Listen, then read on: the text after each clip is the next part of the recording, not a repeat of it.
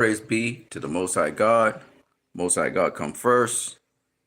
This stream is brought to you by L.I.V.E products. L.I.V.E. Live now. We're live now. I'm going to hit the road in a couple minutes, but before I do, I want to talk a little bit about the Chicago Bulls back in the 90s. The most dominant team of the 90s. And I want to do a little discussion on them a little bit. And, everybody always focused on Michael Jordan and the Bulls. He was like the media highlight of the Bulls, as if he was the be all and end all of them. But actually, he was a part of the Bulls. And there's a lot to talk about when it concerns him and the team. Now, of course, Michael Jordan was one of the major scorers in the Chicago Bulls. He's also a very talented player. He could play defense. He could play offense. And though his role on the team was mainly scoring, he was one of the major scorers for the team. He had a lot of growing up to do, and Phil Jackson was the guy that kind of put him in his place so that he would play team ball more than just trying to get individual accolades. Because Michael Jordan had been in the league for about 8 years before he won a title. And it was because of the kind of ball he was playing. And so we're going to talk about that and the focus on, a lot of times people say, this player has come onto this team, but the team wasn't worth shit, they couldn't match the player's greatness. That's nonsense. And Phil Jackson's philosophy set the record straight on that. In a team, you have to understand what each individual player does well. RJ Jenkins says, "What's up, bro?" King Eric Boy says, "Get your lazy ass to work, broke boy." Okay, so you just earned yourself, my friend. You just earned yourself a timeout. Yeah. You just earned yourself a timeout, buddy. Okay, so continuing onwards. RJ Jenkins, what's up, my brother? We're just talking about the Chicago Bulls. We could talk a little bit of boxing if you want. So if you ask me some questions on boxing, we can talk about it. Crawford versus Canelo. What else we got upcoming? I don't know. Whatever else we got upcoming, we could check it out. You know what I'm saying? But anyway, we're talking about Chicago Bulls. Of course, RJ Jenkins, you would know about the Chicago Bulls because obviously you were around when that happened. But I want to talk about the difference between team sports and the Chicago Bulls as a team. I want to talk about that because I also came up around that time with the Chicago Bulls, Michael Jordan. And of course, Michael Jordan was a franchise name. RJ Jenkins, Booth in the booth says Davis versus Jake Paul. You want to talk about that? Okay. RJ Jenkins says Crawford versus Canelo. Who you got? I got Crawford, bro. I got Crawford all day, every day. I'm not going to bet against Crawford. And I could see how he would win. Clearly we could see how he can win. This ain't rocket science. Canelo's feet is his disadvantage. You know what I'm saying? He can't get into position like he's supposed to. He don't have that kind of footwork. So, Shea Mosley, Oscar De La Hoya, they say he had flat feet. I don't think he has flat feet. I just think his feet move slow. He don't have quick feet at all. His feet move slow. And Crawford could step around him. I think he could step around and beat his ass up. Yep. He will be at him with different angles. Exactly. Step around. That ain't too hard to see. I can see why Crawford's going up so many weight classes to face Canelo. Let me get back to the Chicago Bulls, but you guys can please give me some feedback. Let's talk back and forth. Let's have a conversation. I'm cool with that. By the way, don't forget to smash the like button. I know you guys show some love to me all the time. Came on here. Well, it was like 100 people on here. Like, y'all thirsty to talk boxing, man. That's crazy. But anyway, yeah, I agree with you, RJ Jenkins. I think Crawford beats him. But we'll see. I don't know. I don't even know why he has a sparring partner in Boots Ennis. I guess to get different looks. What's up with the calling? What do you mean by that?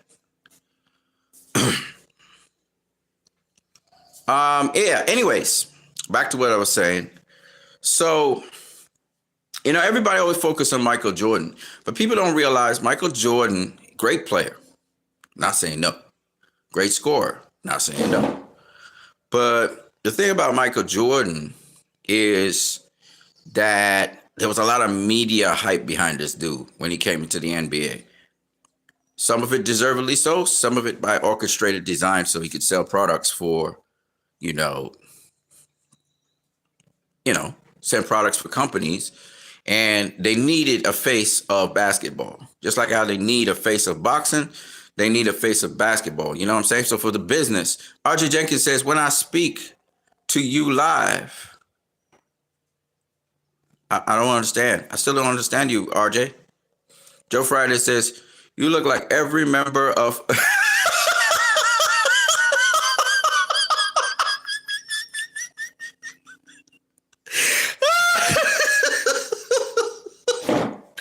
I come from the era just after Earth, Wind, and Fire, bro.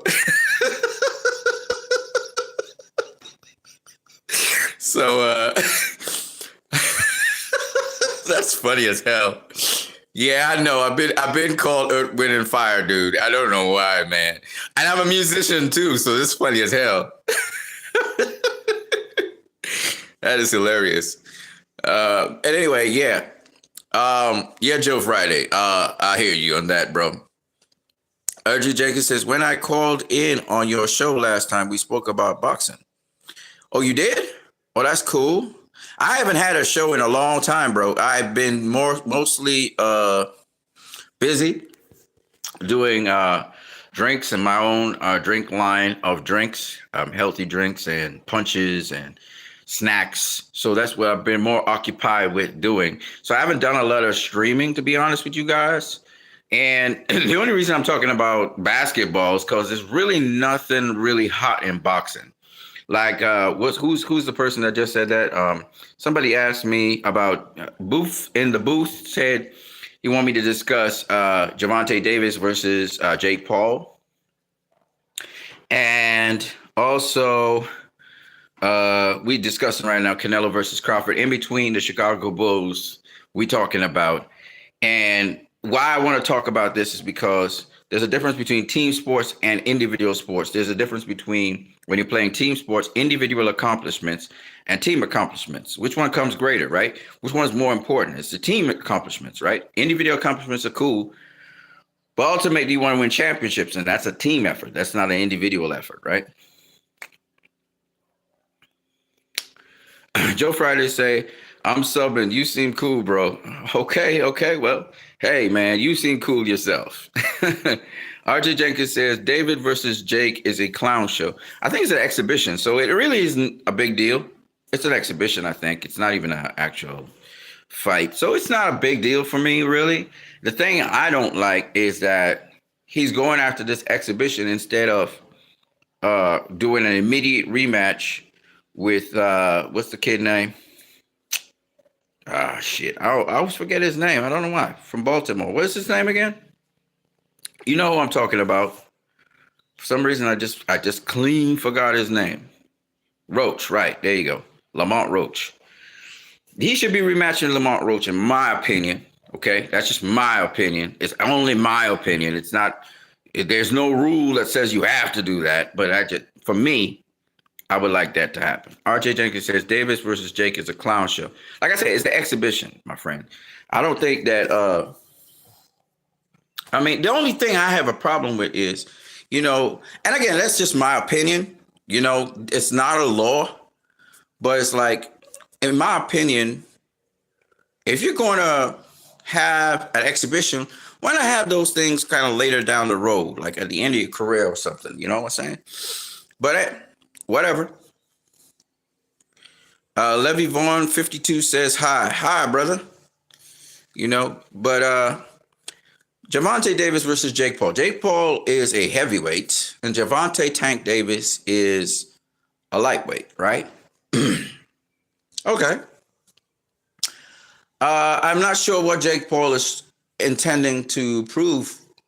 I mean, if you're taking on a lightweight, What is it? The name that you find great? I don't understand. I don't understand why the matchup doesn't seem to make much sense to me. But then again, it's an exhibition, so yeah, of course, in an exhibition you can do whatever you want. It looks like it's going to be one of those really money making exhibitions too. Am I interested in it? Not really. Who do I think will win? There's no winner. It's an exhibition.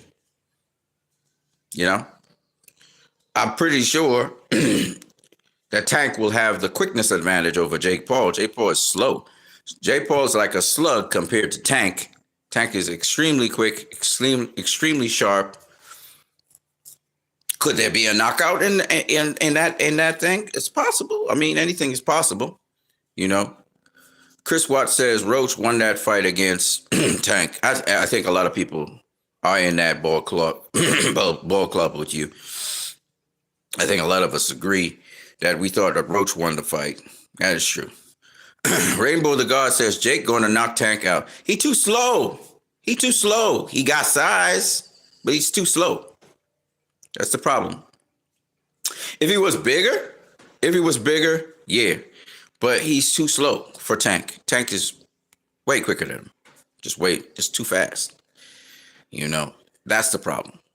And I think that speed, Tank's speed, is going to make a huge difference. And then Tank is Tank's a premier boxer, man. Jake's taking a huge step up. Yeah, the guy's smaller than you, but he's way more advanced than you. And yeah, Jake Paul he's getting better, but he's nowhere on the level of a Tank, man. Tank, this is easy work for Tank. Rainbow, he's too quick. He's too quick for Jake. Rainbow the God says after that Roach fight, Tank is done. His career is over. That's why he took the cash. No, man, but you want to set the record straight. You want to show it was a fluke. You want to have a rematch. I mean, I don't know, man. I don't know. Maybe his record is blemished now because of the draw or something. I don't know, man. But Tank disappoints me, man. He disappoints me, you know. A lot of potential and just never faced the very best. He never, not once. Can you name the number one fighter in any division he's been in that he has beaten? And I think he's been at super featherweight, and he's been at lightweight, and he's been at super lightweight. Now, to his credit, he did beat Mario Barrios.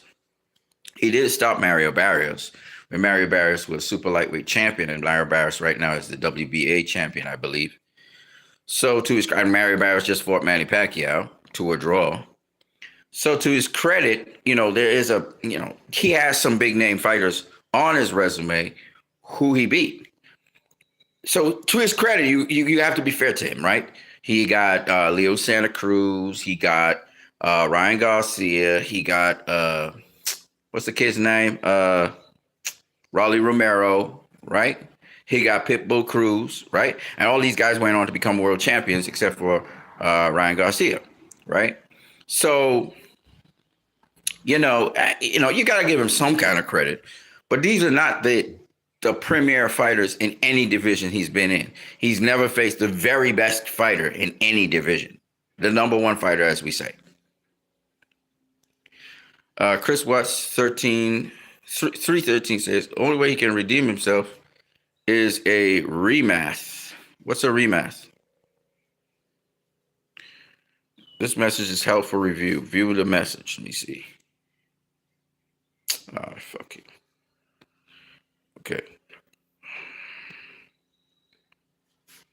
Another moderator just handled this.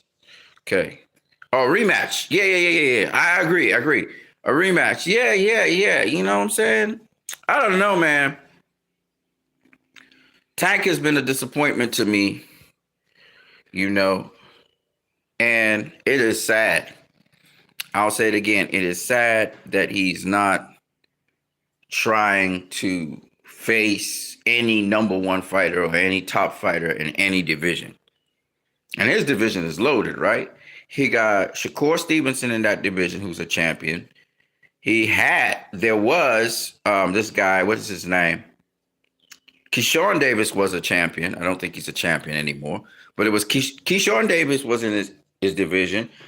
Shakur is in his division, Who's the other champion besides Tank in that division? I can't remember. His division has always been loaded, and he still faces none of the top guys. The highest level guy he has faced has been Ryan Garcia, who's considered one of the top lightweights. And Ryan Garcia hasn't even won a world title. You know? He has a lot of personal issues outside the ring. That had nothing to do with preparing for fights inside the ring. Floyd Mayweather had a lot of personal issues outside the ring. Roy Jones Jr. had a lot of personal issues outside the ring. Sugar Ray Leonard had a lot of issues outside the ring. Oscar De La Hoya had a lot of issues outside the ring.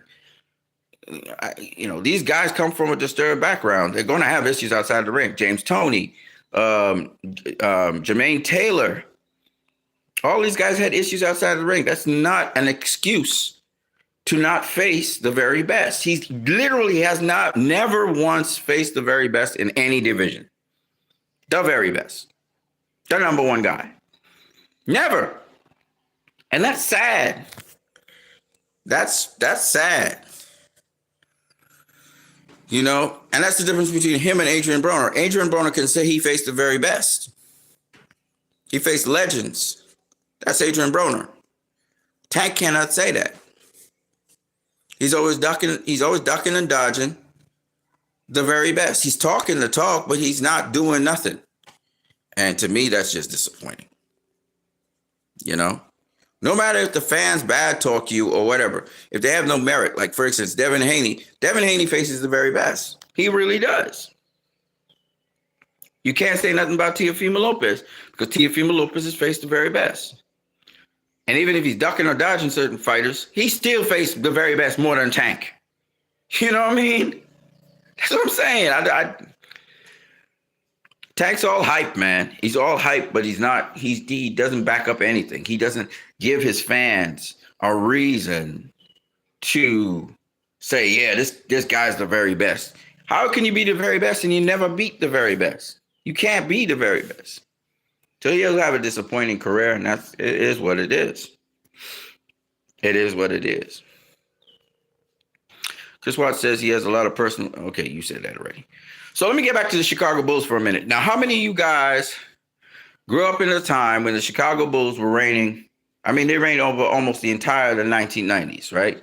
From 1991 to 1998, the Chicago Bulls ran things, right?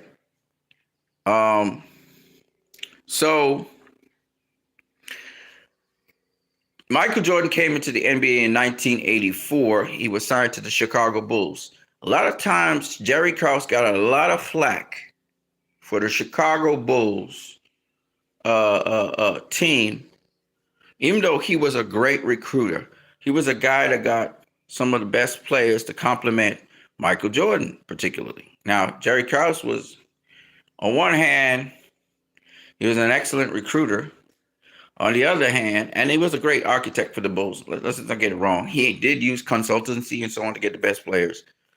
But on the other hand, also he was a bit dismissive of the talent that he brought because he was like, I orchestrated this. You know what I'm saying? He said organizations win games, not necessarily teams and coaches. They do the hard work. Because he's basically saying the organizations are the one that pick certain people and et cetera, et cetera, et cetera.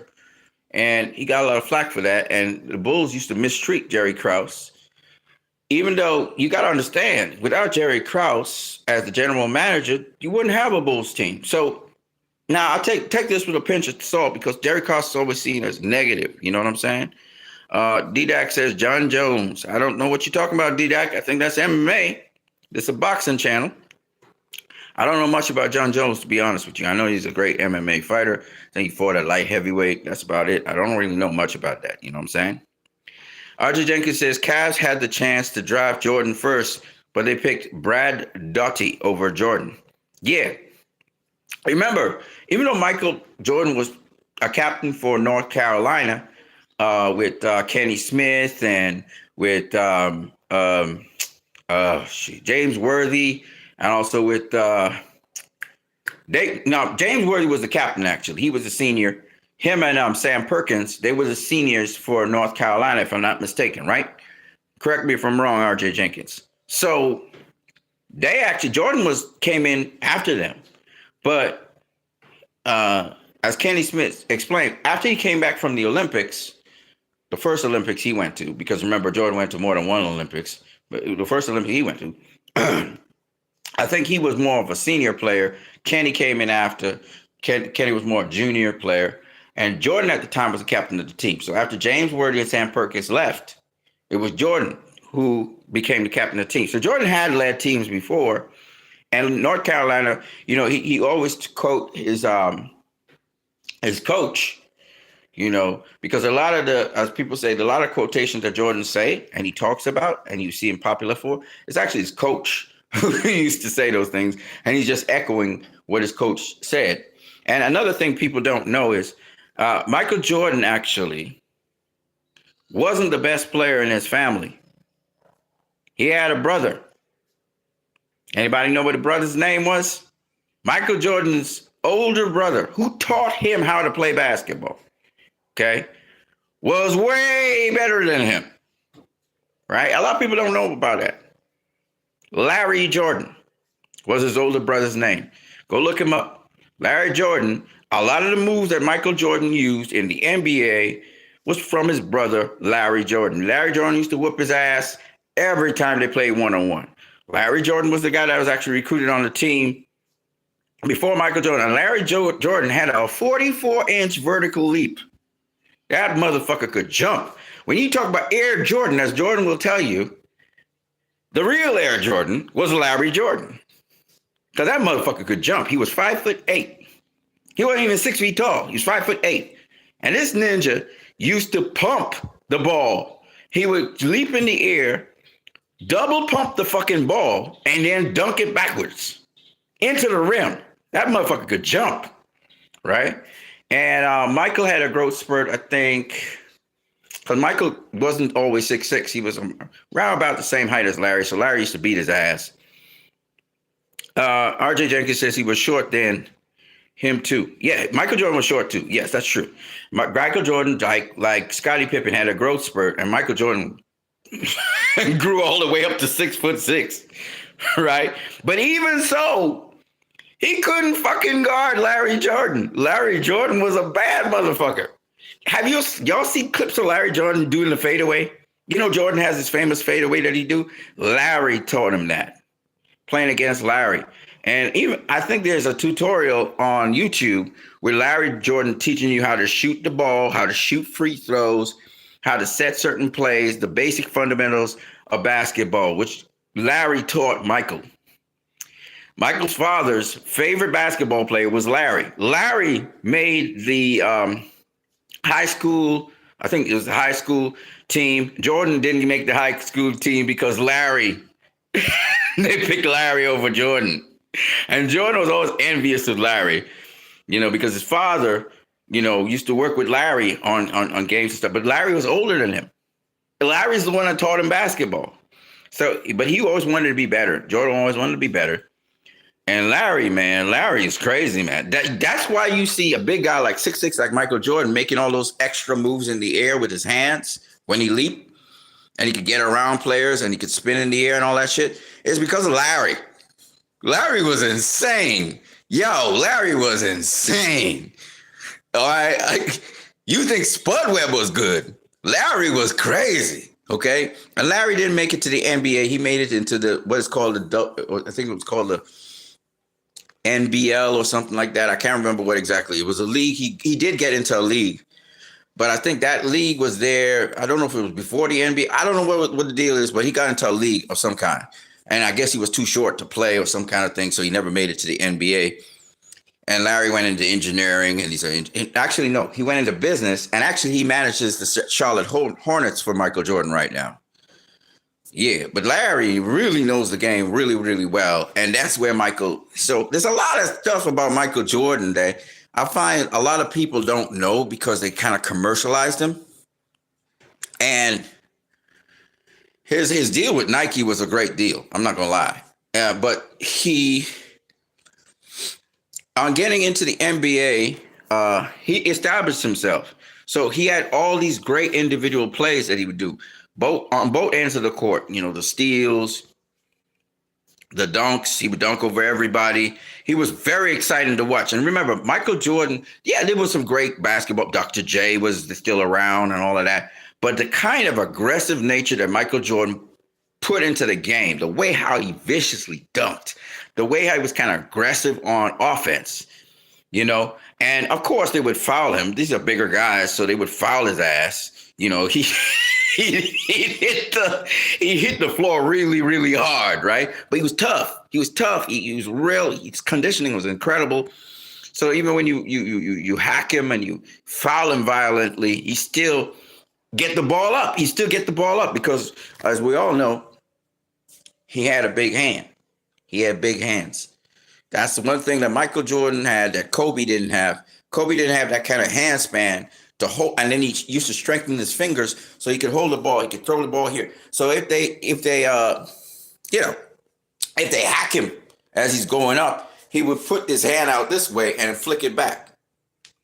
You know, so his hand he can still finish the play even though you hacked him. You know what I'm saying? Because them bad boys back in the day. I'm not talking about the Pistons only. The Celtics, the Lakers, the Cavs, the Blazers, right? These motherfuckers, you ain't going into the paint and just throwing up a layup like today. No. They make you pay. You gonna have to shoot free throws or something because they're gonna hack you, right? And guys used to fight a lot more back in the day than today, you know. But yeah, Michael Jordan was phenomenal, but it was really because of his brother Larry that pushed him. He always trying to prove everybody wrong. So he pushed him to become what he is today. Of course, Kenny Smith talked about how he got handles, how he worked on his handle game so he could be a better basketball player so they wouldn't steal the ball from him. And he worked on different things. It's not like Michael Jordan was born. You know, a lot of people like to say he's born gifted and he was just an exceptional player. No, he worked his ass off to be where he was, right? A lot of people don't know it's hard work and dedication gets you to where you are. Same thing with Floyd Mayweather, Andre Ward. I mean, Floyd Mayweather was gifted, right? He born from the day he was born, he was hitting the doorknob, and his father realized, this is the one, right? So he had God gifted. He was born that way, but God gifted is not enough. You guys know Zab Judah was a fucking phenomenal boxer. But his work ethic didn't match his God gifting. He was born knocking out people left, right, and center. He had speed and power, right? Floyd had speed and power too, but Floyd had bad hands. Zab didn't have bad hands, right? So Zab was devastating. Zab used to knock out people left, right, and center, even in the amateurs, right? This motherfucker be knocking out everybody. But Zab, because he had that extra ace in the club, he didn't work as hard. Okay, let's talk about a little bit about boxing here. Anybody who know that fight between Floyd and Zab, anybody who know boxing knows Zab was a mirror image of Floyd Mayweather. That's why when they squared off, Zab was able to drop Floyd Mayweather. It didn't register. Floyd Mayweather was trying to throw his right hand to the body, and Zab countered him with a left and caught him flush. Floyd ran right into it. Bam! And he staggered back, and he had to put his hand down on the canvas to get his balance back, if you guys do remember. And that's because Floyd and Zab, and they sparred each other a couple times, by the way. They knew each other pretty well. Zab was equal to the task of dealing with Floyd. What was the problem with Zab? Everybody knows it. His dedication wasn't the same. Because especially, I feel like when you have power in boxing, when you are a knockout artist, in a way you kind of cripple yourself. If you don't stick to the fundamentals of boxing and keep your conditioning in order, keep your focus on boxing. You are boxing somebody. You're not dependent on your power, you know, because every time you hit somebody, they fall. But what happens when you hit a guy, he don't fall? You know what I'm saying? And Zab was that kind of dude. You know what I'm saying? Now, yes, Zab lost to Carlos Baldomir by split decision or majority decision. I can't remember. But everybody, for those people who know boxing, know Carlos Baldomir was an awkward motherfucker. You can't jab Carlos Baldomir. Carlos Baldomir, his style was a style that overcame a jab. RJ Jenkins says Zab's stamina was poor. He didn't like to run. You see all these kinds of things. That's what I'm saying. That's what I'm saying, RJ Jenkins. You know what I'm saying? Dedication. So it's not enough to just be God gifted. You have to work at your craft. And that's what Michael Jordan did. He worked at his craft and he worked religiously at his craft. So these are things we should take home. You can't just rely on your God gifted or your natural abilities, right? Having said that, though, I'm saying that Zab, he lost to Carlos Baldomir. And I think it was a split decision. Carlos Baldomir closed the show really well, by the way. Almost knocked down Zab, actually. And I had to say this because a lot of people always talk about, Floyd didn't face Antonio Margarito and blah, blah, blah, blah, blah. I think Carlos Baldomir was actually much more of a problem than Antonio Margarito for Floyd because it was awkward. Antonio Margarito is predictable. He's volume, right? Margarito's volume, textbook. That's why Shane Mosley could knock him out because besides the cheating where he was padding up this thing, the stuff that you wrap your hands with, he padding up the wraps. That motherfucker couldn't really handle a proper jab. And Mosley had a proper jab. He had a jab in his face. And that right hand, boy, Mosley, oh my God, Mosley could crack. There's one thing about Mosley. You get caught flush with Mosley, you in problems. You in equilibrium problems immediately if you ain't knocked out. Mosley could crack. And so Carlos Baldomir was awkward. How do we know that? When Carlos Baldomir, y'all remember Carlos Baldomir versus Vernon Forrest? Y'all watch that fight? Vernon Forrest was having all kinds of fucking problems because every time he popped the jab, Carlos Baldomir would counter him with a right hand. Baldomir was a problem. He led with the right. He led with the left. He was tough. He could take a punch. He used to ride and roll punches as well. That Argentinian, man, and he was a dog. He coming at you all the time. So you have to be, you mostly on the back foot with him, or you have to walk, you have to step around him all the time. He was slow as fuck. Nobody saying no, but he was awkward as fuck. Because he leaned a certain way, throw the right hand. He was like a barrel coming at you. You know those barrels that tip left and right like this, kind of like this? He come at you like that. He don't come straight at you with his head in the center. He always coming off the center, off the center, off the center, off the center. He's coming at you like that, like a pendulum. So that was the problem. And then you change it. You could change it and just be off, and then you come back here. Ooh. He was odd. He was awkward as fuck. Floyd couldn't keep him off him with a jab. I think Roger wasn't there, Leonard L.I.V.E, and they were saying, pump the jab. And he was like, Floyd in the corner was like, nah, man, he too awkward. I can't just use a jab. So Floyd started stealing the right hand and rolling under, coming in, coming off the side, stepping around him, throw the left hook, stab to the body, roll around him. Because Carlos Baldomir, that's why he had to step around Carlos Baldomir almost the entire fight. He was stepping around him.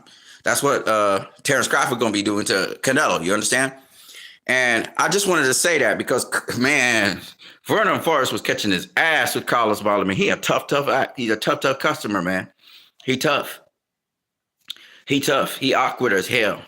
And it's the awkward ones that actually get those wins. So Zab, southpaw, but this dude awkward. He could lead with the right hand. The right hand is the southpaw killer.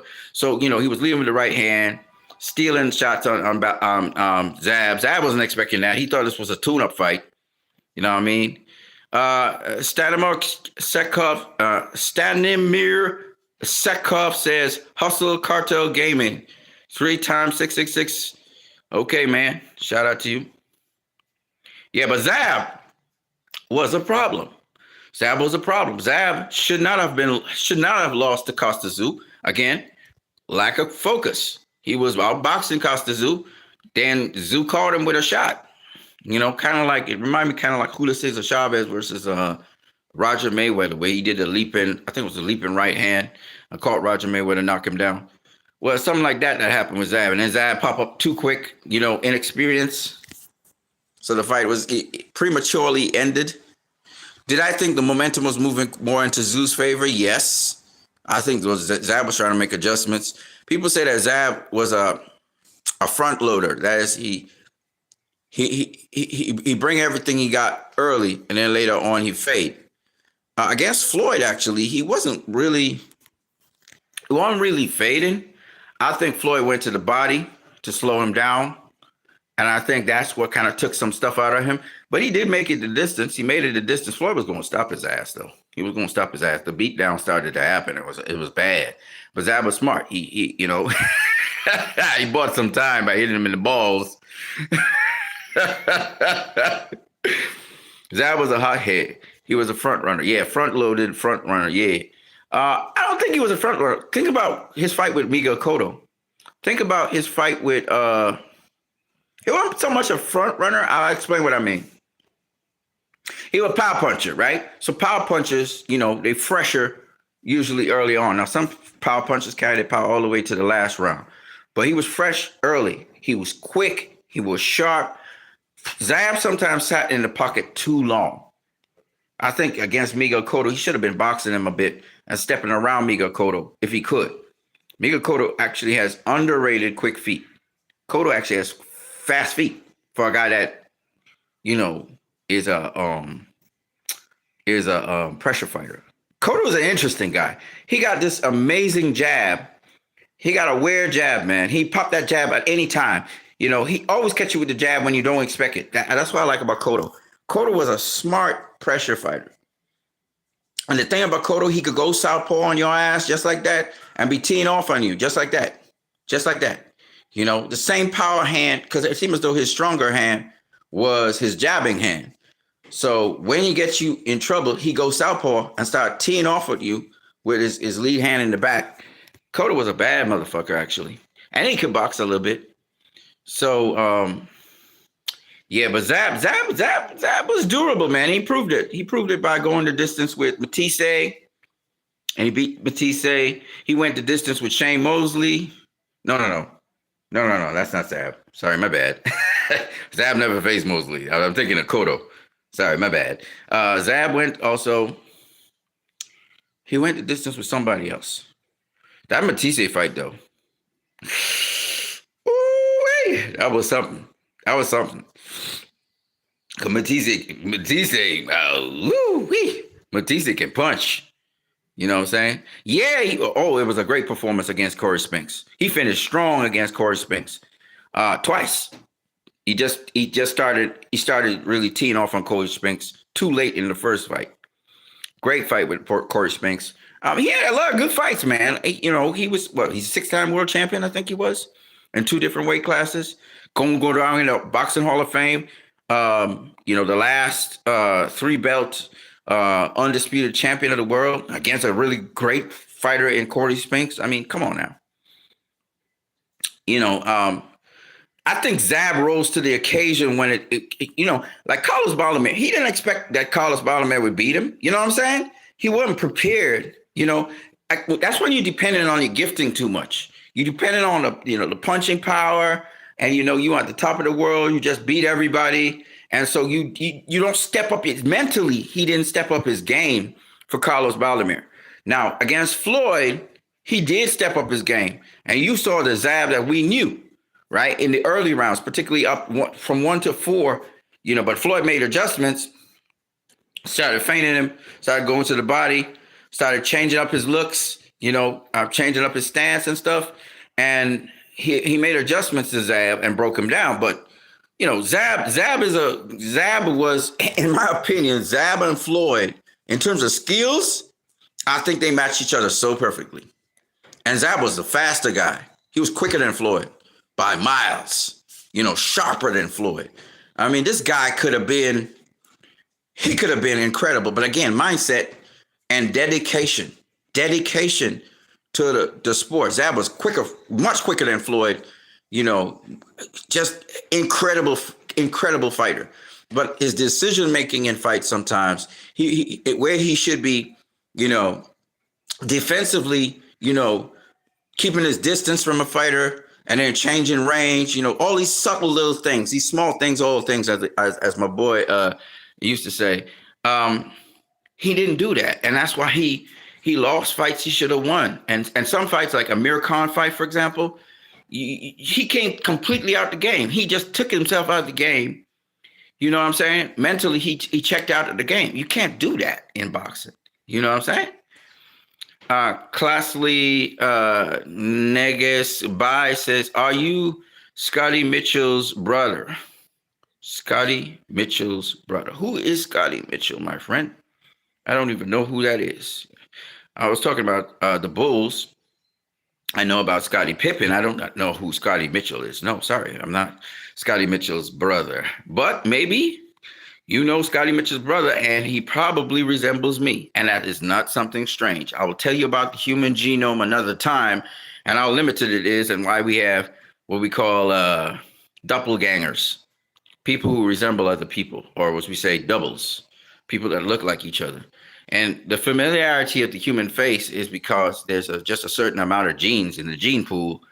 And so we end up overlapping a lot. And so different people look like other people. Like the earlier guy said, I look like Earth, Wind, and Fire guys.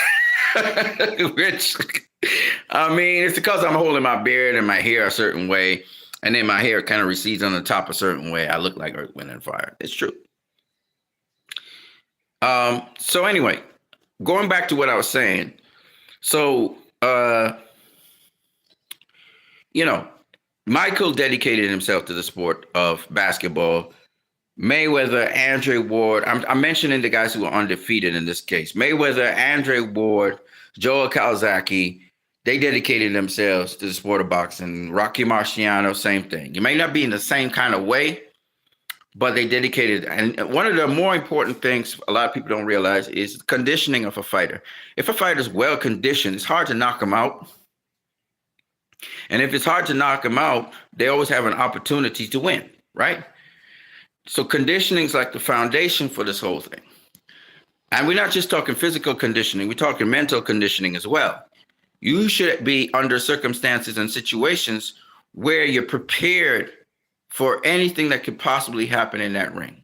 Whether it's you get knocked down, with the wind knocked out of you, what it's like, what you do, what's the process of when you get knocked down.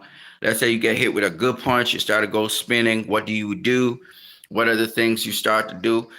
One of the worst things a boxer can do when they get hurt in boxing is move away from their opponent. Especially if their opponent, the power that their opponent delivers is at the end of their fist, meaning when they extend fully. So the dumbest thing you can possibly do you have to know who you're facing. And of course, once you get hit, it's all about now muscle memory, right? You're not going to be thinking this through. You're not going to be like, okay, what do we do here? That's not going to happen. So you have to be able to condition yourself to those situations, which means you have to expose yourself to those situations, right?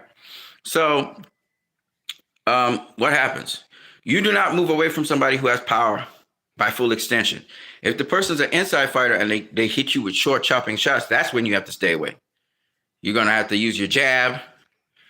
And that has to be automatic. Like that has to be in muscle memory. That's something, as soon as that happens, you go into that mode and you're doing that stuff because you practice it so much or you rehearsed it so much.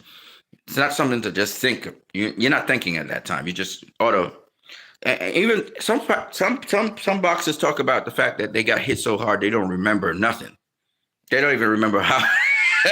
They don't remember what happened after they got hit so hard. They knock the sense out of them, right? And they're on autopilot. And it's what you do in autopilot. So you have to train and condition yourself. If you get badly hurt in a fight, what's going to be your go-to? What you going to do? So these are things, that's when we talk about conditioning and preparedness. That's what we're talking about. So you prepare for any possible situation because there's times when you ain't going to remember what happened. You don't even know how you reached the final bell. All you remember, I got my hand raised and then wondering, what the fuck just happened? The fight's over already? You're now coming back to consciousness, right? And of course, people will say it's what's inside of you, but it's not only it's not just about your personality. It's not just about what naturally is in you. You have to also cultivate that. You have to cultivate that mindset. You have to cultivate that, what's the word I'm looking for? Natural instinct for self-protection and also natural instinct of fighting. You have to cultivate that. Meaning you have to do some things over and over and over and over again. So if the situation happens, it just automatically kicks into gear with that situation. That's what we're talking about when we talk about preparedness. I mean, when we're talking about conditioning and preparedness, all that plays a role. You remember when Shane Mosley light up Floyd Mayweather, hit him with a two-piece, hit him down below with a jab, come over the top hard with the right hand. What did Floyd instinctively do? Immediately. He didn't think to do this. This was something he rehearsed, something that it was in his DNA. It was something that he had done before. He immediately clinched him. And he didn't just clinch him, he clinched him on the hand that punched him. He clinched up that right hand. He locked that right hand down. That right hand was not going back to it wasn't going back to Mosley's side. Right? Mosley was trying to get that right hand away. And he locked that right hand up with two hands. And then he pulled himself in close to Mosley, right? Because Mosley, his power comes when he generates it from afar. Boom. Right? And boy, there's that guy. That boy hits hard, boy. That boy hits hard. You know what I'm saying? Yeah, he grabbed him. That's correct. He grabbed him. And that was an automatic thing. There was no thought process in that. As it happened, he clinched. You know what I'm saying? That was instinctive. Self-preservation, right? And the other thing is when he got hit the second time, however, he did not grab him. What did he do? Immediately, he put his hands up. Hands up. Did you see that? Put his hands up to protect his face. That's not something you can think. That's something instinctive. That's something he rehearsed millions and millions of times. Millions and millions of times. Ivan Curry says Zav got hit so hard in one fight that he actually got knocked out standing up. Yes, you know who else said that?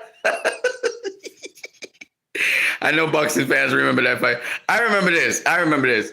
What's his name from Mike Tyson's place?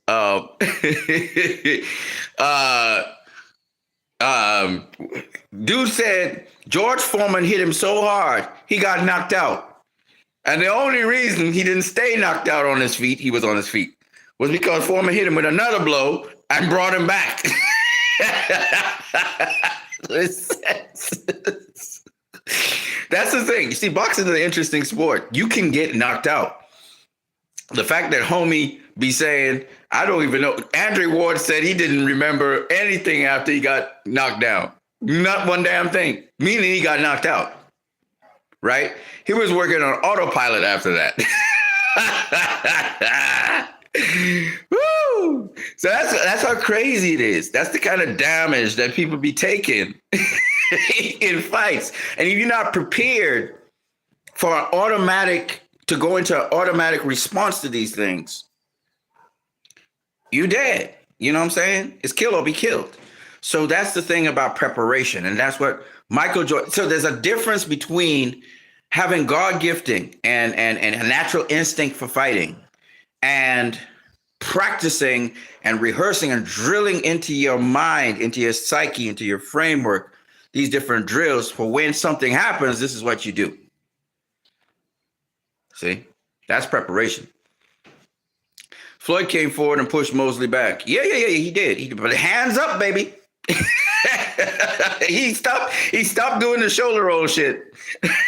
He went hands up. He stopped protecting fundamentals. He went into fundamentals one time, almost immediately. I saw him do the same thing against Manny Pacquiao, and I knew, I saw him tested like that with Jesus Chavez. I saw him tested with who else? Chop Corley, right? He did the same thing. Got hurt, hands up, right? Because that's fundamentals of boxing. That's the fundamentals of boxing, and you have that proper form. Because if you ain't got proper form putting them hands up, you're going to get hit. So he practiced that. And he explained how he was able to develop the shoulder roll, how he was able to develop his defense. He said he started practicing on guys who weren't that good, boxers in the gym. So he knew he could get away with certain things. And he started working on it. You understand? It happens in increments. Floyd is not as good as he is just because of, his father was this or his uncle was this. They gave him good advice, but that's not the only reason. He had to put in the hard work. A lot of people don't understand that part. And it's a lot of repetition, working at it, getting it, perfecting it. It's a lot of work. And Michael Jordan put in that work. So a lot of what y'all see with Michael Jordan, it ain't natural. It's acquired. It was skills. He worked on things. He worked on his game. He worked very, very hard, harder than everybody else to get where he was at. So he looked spectacular when he started doing things in games and stuff, right? So anyway, the point I'm making is that he came out with the pick draft and stuff. He made a name for himself in basketball because he was dunking on everybody. He's picking off balls. He could shoot really well too. He was a scorer. He put up 60 points a game, 70 points a game, 50 points a game, against Larry Bird and the Celtics. They beat their ass, but he put up a lot of points. So I see a lot of fans out there saying the Bulls team, when Jordan came on, it was a totally different team.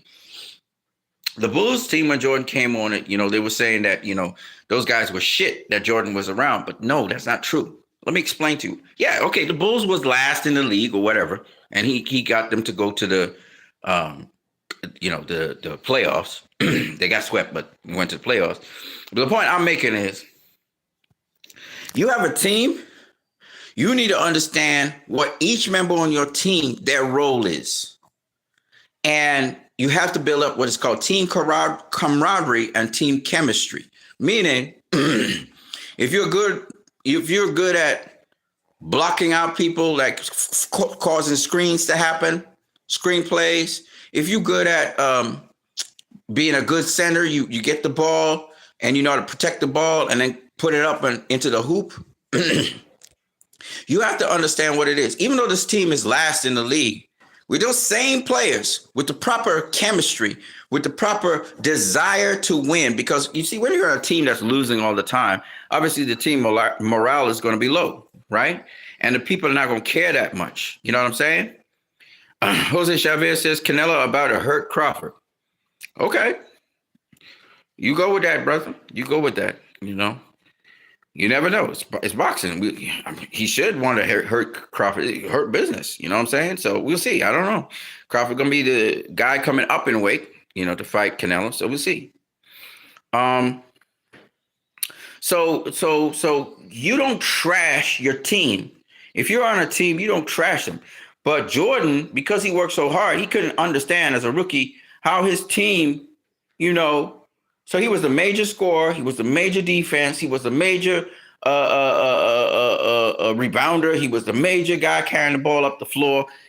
Jordan became like a major guy they had to feed to score. So he felt like, he was the major guy. When there was a coach before Doug Collins, he was replaced, and then Doug Collins came in, and they would, when it was time for, Jordan to, the team to they coming down the stretch in the game, Doug Collins would tell everybody, okay, get the fuck out of the way, clear out, and let Jordan go to the hoop. Jose Chavez said Jordan was a real asshole.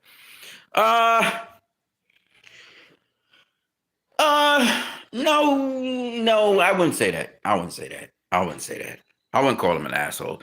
There are different kinds of people. And Jordan was an A-type personality, very competitive guy like Terrence Crawford, compete with everything.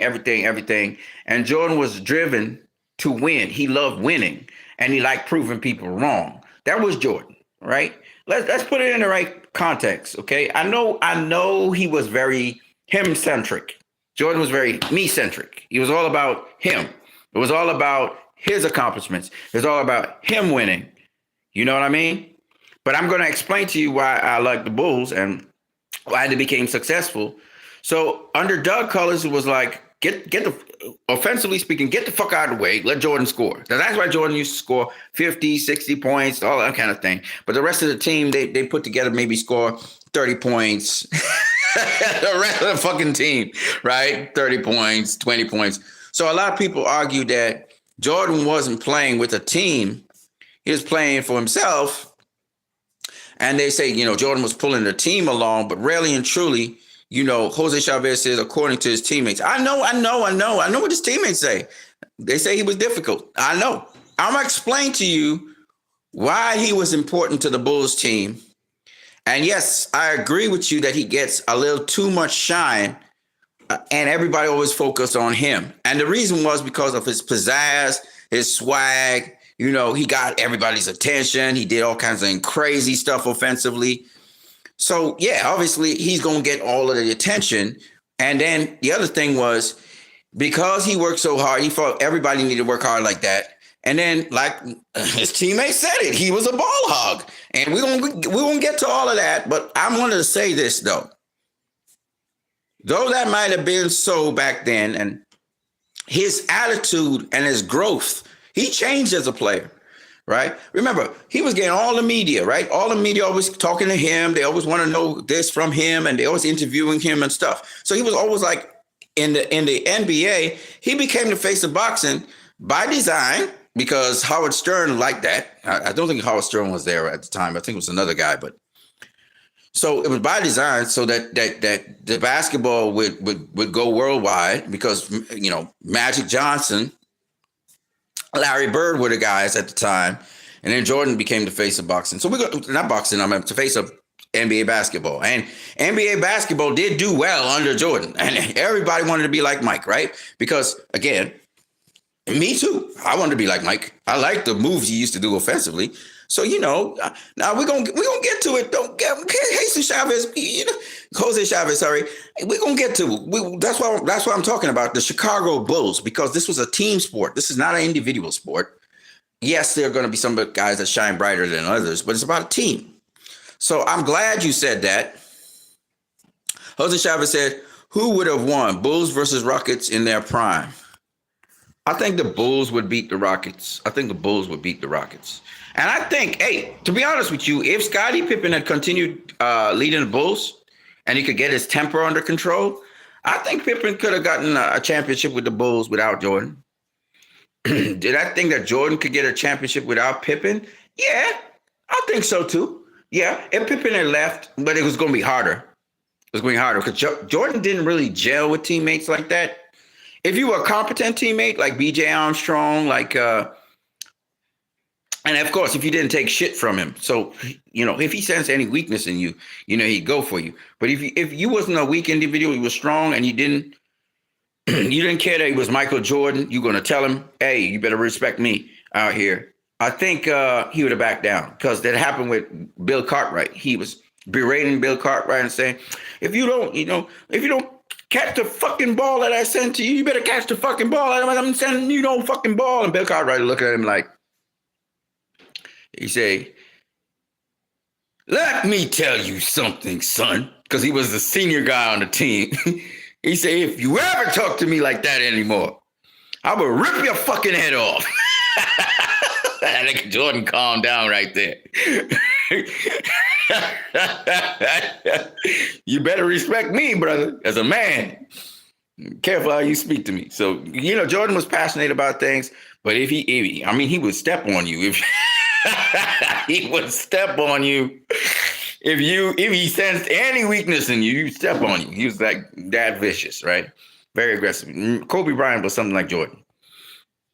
So anyway, the point I was making was that he got into the league. We understand why he was an attraction. He was doing some shit that nobody had ever seen.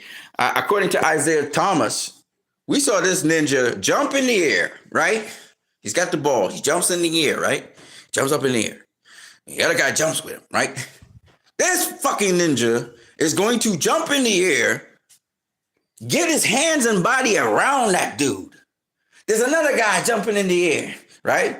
And he goes around that dude too. And then reverse, he's on one end of the court when he jumps. He ends up on the other end of the court, on the other side of the basket, and he does a reverse layup. I don't know if you guys remember that play. I think it was against the...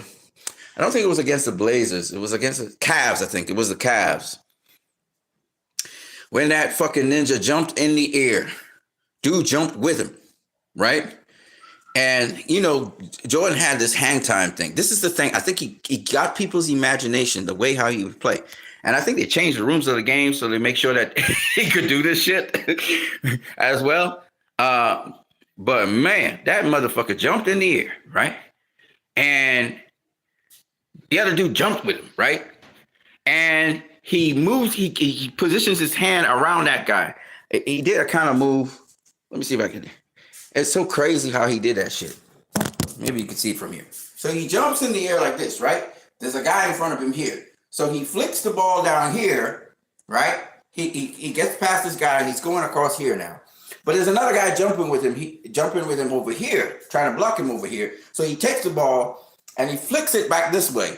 And then he reverse lays it up on the other side of the backboard. So he's jumping from one end of the court, one end of the free throw line, to the next end of the free throw line. I remember seeing that shit, and I was like, when I saw that shit, I was like, what the fuck did I just see? Dude was crazy, okay? That was some shit that I never seen before in my life. And I always remembered it, you know. I think it was in a playoff game too. This motherfucker did that. So that kind of crazy shit I'd never seen before. And the dude was in the air so fucking long, okay? And those things blow your mind. So I understand why people think he's the greatest of all time and all these kinds of stuff. Because creatively speaking, offensively, that motherfucker was on another level, right? But that don't win you championships, right? And let's talk a little bit about basketball. Basketball, what is the fastest way to score a basket in basketball? And the answer is by passing the ball. By passing the ball. No, it's not 3-point. It's by passing the ball. Isn't that amazing? A guy could shoot a 3-point from one end of the court to the other and score. But if I hurl that basketball at a guy and he jumps up and dunks it, it'll happen faster. Passing the ball. Finding the open man. Basketball's a team sport for a reason. And Michael Jordan had to learn about this when Phil Jackson came to the Bulls. And Phil Jackson came to the Bulls, and Doug Collins was removed as coach of the Bulls because Mr. Jerry Krause realized that they were losing money. The Bulls would win some games, but they had still a miserable record. They were like in the middle now. They weren't last in the league anymore, but they were in the middle, you know, in the central division. They were in the middle of the central division. In the Eastern Conference, I think they were closer to the bottom. I think they were above one or two teams. I think they were above, but they were still at the bottom. Even with all that skill and ability and creativity that Michael Jordan brought to the table, the team wasn't benefiting that much from it. Shout out to Jose Chavez. Ivan Curry said, plus he would dunk with his tongue out.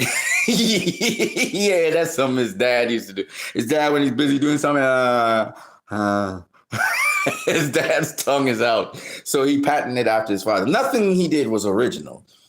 Every single highlight you saw of Michael Jordan, his brother Larry did it and did it better, right? Offensive highlight, Larry could do all that shit that Michael Jordan was doing. And his father used to, when he's busy concentrating on something, his tongue is out. So he copied his father and he copied his brother. So, yeah. Jose Chavez says, don't forget the Pistons. Oh, yeah, the Pistons. We're going to get to there. We're going to get to there, okay? So Phil Jackson became the head of the Bulls. Phil Jackson came in the same year Scottie Pippen and Horace Grant came to the Bulls, right? And Phil Jackson, from day one, when Phil Jackson came he was the assistant coach, and then Doug Collins was removed because they were losing money. The Bulls weren't winning that much more games. They were winning games. They got to the playoffs. They got swept by the Cavs Because when you only have one major scorer and he's scoring the bulk of the points, when you shut him down, you shut down the points, right? Right? You shut down the team's ability to make points. So as great as Michael Jordan was as a player, it needed to be a team effort. And he had to think more in terms of team. And the way how Michael Jordan thought about people was what he always thought about people's deficiencies. He did not look at their strengths. So he would charade and berate guys and depress their morale when they're working around him because his standards were so high. And theirs was, they didn't have that. And then they were already a team that was last in the league. So their morale was low. And you're going to beating them down. Yeah, you may succeed, but they don't progress and succeed. You see what I'm saying? And so he looked at the glass half empty instead of the glass half full. He didn't know how to motivate his teammates. He was only thinking about how excellent he could be and why they weren't as excellent as him and why they ain't even in the NBA. Okay. Now, some players, when he says these negative things, they would want to prove him wrong, just like how he would want to prove other people wrong. So even though he was brutally honest with certain people about their deficiencies, these people would say, oh, really? Oh, really? Okay, that's a challenge then. We're on. On other people, it would just deflate them more and just make them more unwilling to do more. Okay? So he didn't actually have the gift of knowing how to see people's strengths and push those strengths to make them better, and therefore coordinate and work along with them to have a strong team. He didn't know about that. And any team, and this is a lesson for all of us, any team is going to have deficiencies. But Phil Jackson was able to show Michael Jordan, and for the first thing that Phil Jackson did, as he became the head coach of the Bulls, he told Michael Jordan with uncertain terms. He came to practice late. He came 2 minutes late.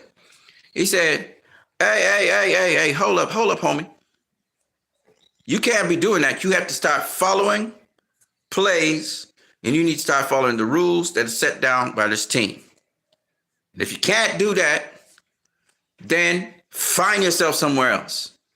He straightened him out one time. Phil Jackson confronted him one time. Boom. Right? Because Michael Jordan was used to being the guy, you know what I'm saying? And he was team captain in North Carolina. So who the hell is this dude coming telling me anything? So he started talking back to Phil Jackson. Phil Jackson was like, okay, you're going to have to go clean the toilets. You're going to be cleaning the toilets today. And Michael he was about to punch Phil Jackson. The teammates had to hold him back. And Phil Jackson was, yeah, go clean the toilets. You're going to learn humility right now. You got to learn to follow rules. You got to learn to follow plays. This is a team sport.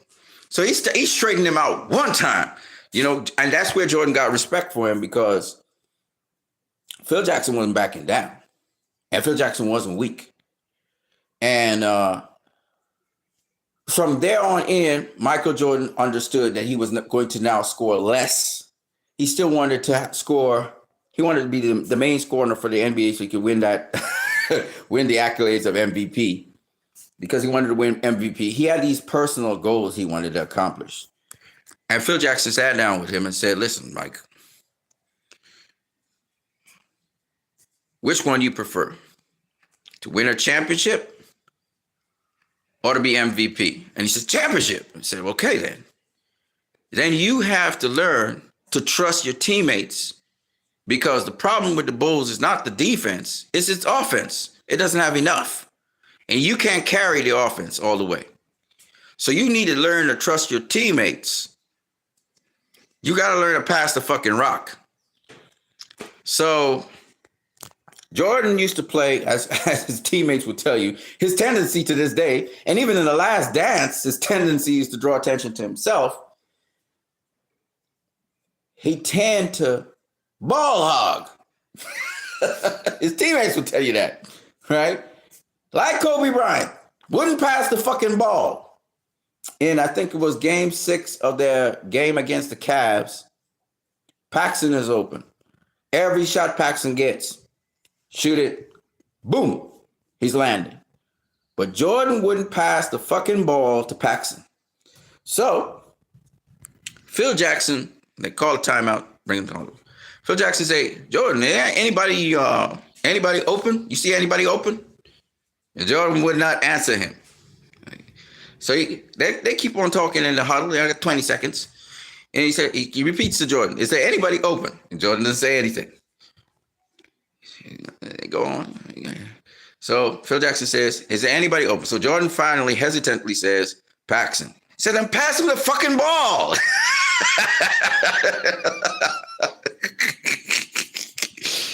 Now, why Phil Jackson said that is because when, as Jose Chavez said, when the Pistons played the Bulls, first year they played the Bulls, I think it was 1988. Or was it? Yeah, I think it's 88. It could be 87. I can't remember. Scottie Pippen was on the team. The first year they played the Bulls, they beat the Bulls' ass. Right? Beat them easy. Because Michael Jordan would be triple teamed by them. And the defense of the Pistons, they played rough. They'd elbow you. Man, they would take your legs out from under you and make you crash on the ground, fall on your head, if anything. They didn't care. If they could maim you and get you out the game, they get you out the game. They didn't care if they get a technical what. And Jordan learned very fast. He ain't gonna win that's what Phil Jackson was trying to teach him, right? And he didn't believe in the triangle offense until a year or two later.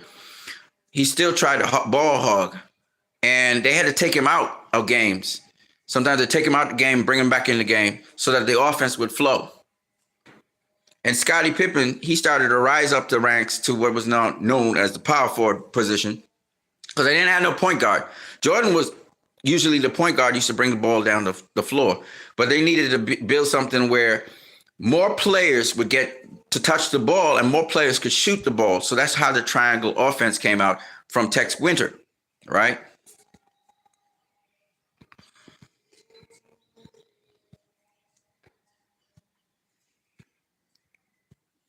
Ivan Curry said, yeah, that boy was nearly 7 feet. Yeah, Bill Cartwright. Bill Cartwright was a bad motherfucker.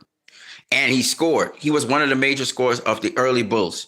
The early Bulls scorers were Horace Grant. Horace Grant had a field goal percentage that was ridiculous. I think he had almost a 0.6 field goal percentage. That's 60% field goal percentage. Because Horace Grant was a power forward. You pass Horace the ball, he's going to make that ball go into the hoop most of the time. He had a higher field goal percentage than Jordan, but just didn't get the ball as much as Jordan. See what I'm saying? And that's because Jordan was a ball hog.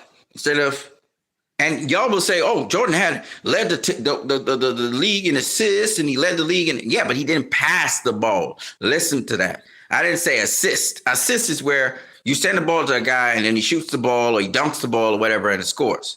That's assist.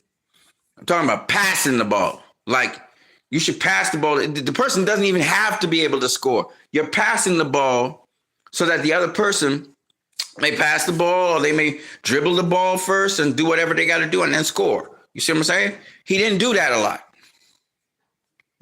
lot. Right? So anyway, Jordan, he was prominent name for the Bulls, spokesperson for the Bulls, blah, blah, blah, blah, blah. But really and truly, the major guys with the triangle offense, if you look at what made the Bulls successful, besides Scottie Pippen coming there, because Scottie Pippen made a big difference, because Scottie Pippen's attitude was different to Michael Jordan's attitude. Scottie Pippen was a humble guy.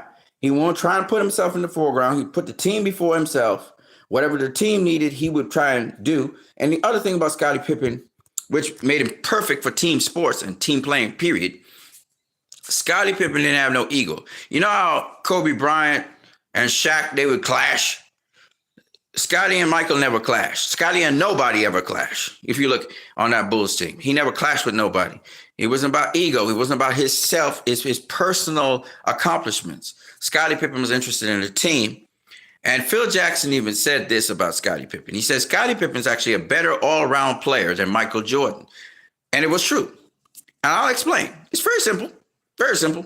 Now, those of you who worship Michael Jordan, you're going to disagree with me. But for those of you who understand the reality of the situation, Michael Jordan knew the reality of the situation. He knew because he knew Scottie Pippen very well. And he always said, I wouldn't accomplish all the things I accomplished without Scottie Pippen because Scottie Pippen was the catalyst for the Bulls. But we'll get into that a little later. Talking about skills. Go and watch what John Sally says about Scottie Pippen. Go and watch what Phil Jackson says about Scottie Pippen. And I'm saying this not because I'm trying to highlight Scottie Pippen over Jordan or anything like that. It's because this is a team sport. Basketball is a team sport, right? And Scottie Pippen came into the league with all those skills and abilities. He was a power forward when he came into the league. He wanted to become a point guard.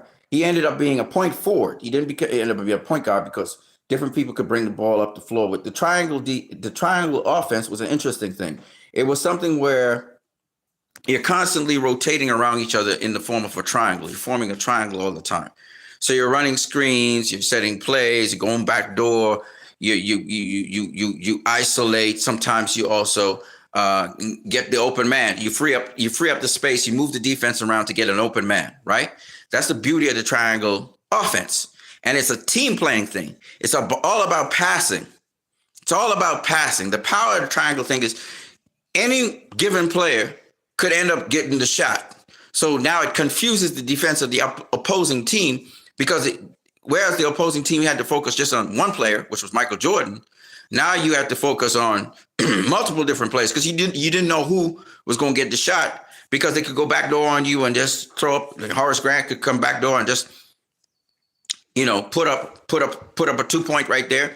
Or it could be Scottie Pippen pull up on you just like that and just bomb a tree on you. Or it could be B.J. Armstrong just slash through the middle and go up for a layup. Or it could be Jordan doing a fadeaway jumper or dunking on your head. You just never know. Or Jordan could draw the whole entire defense, converge it in the center, kick it out to somebody on the perimeter and drop down the three. So it was a beautiful thing in that respect. Now, that team back in the day, I argue this. A lot of people disagree with me. People like to say that the 1996 Bulls was the best team because of their record, right? I think it was, 72-10 or something like that, 72-11 or something like that they had in the season. I argue the best Bulls team was the 1992 Bulls with B.J. Armstrong, Bill Cartwright, Horace Grant, Scottie Pippen, John Paxson, Michael Jordan, and Jason Williams. And why I mention these guys is because, yes, the other players, Will Perdue and they were really great on defense. But them guys I just mentioned, they were great on offense.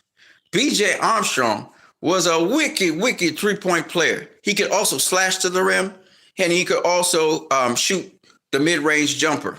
Defensively, he was very, very quick.